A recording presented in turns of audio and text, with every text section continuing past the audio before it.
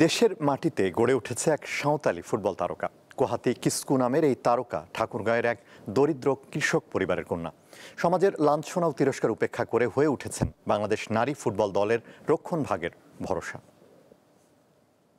ঠাকুরগাঁও রানীশংকৈল উপজেলার প্রত্যন্ত গ্রাম রাঙাডুঙির মেয়ে কোহাতি কিসকু। অসচ্ছল সাঁওতাল পরিবারে জন্ম নেয়া কোহাতির জাতীয় দলে আসার গল্পটা সংগ্রামের। ছোটবেলায় এলাকাবাসীর বিভিন্ন মন্তব্য উপেক্ষা করে মনোযোগী হন ফুটবলে। আজ তিনি বাংলাদেশ নারী ফুটবল দলের রক্ষণভাগ সামলাচ্ছেন।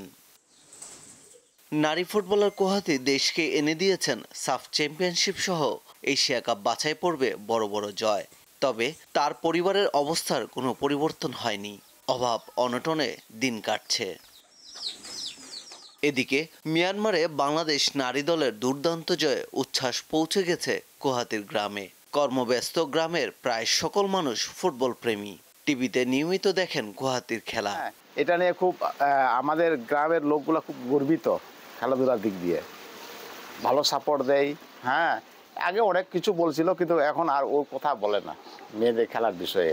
ও যে আমাদের আদিবাসী মেয়ে, কিন্তু আমাদের আদিবাসী হয়ে যে আমাদের দেশের জন্য যে খেলাটা খেলছে, এবং শুধু সে একা নয়, আমাদের এখান থেকে স্বপ্না আছে, সাগরিকা আছে, এরা যে খেলছে আমাদের দেশের জন্য, এটা আমাদের দেশের গর্ব। আমাদের গ্রামের লোকগুলো মনে করতো যে এরা কেন এরকম করে বেড়াচ্ছে, কিন্তু এখন দূরে যায় মানে এমন একটা লেভেলে চলে গেছে, এই জন্য আমরা এখন অনেক খুশি আর আনন্দ।